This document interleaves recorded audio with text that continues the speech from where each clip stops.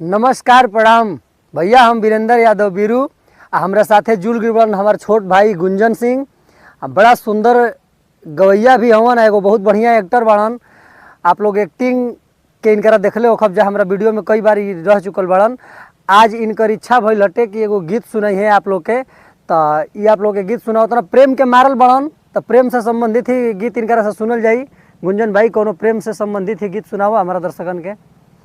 जब से नहीं लड़ल बात आगे बढ़ल, जब से नहीं लड़ल बात आगे बढ़ल, रोज अखिया रहेला इंतजार में, दिल भइल दीवाना जानी तोरा प्यार में, दिल भइल दीवाना जानी तोरा प्यार में।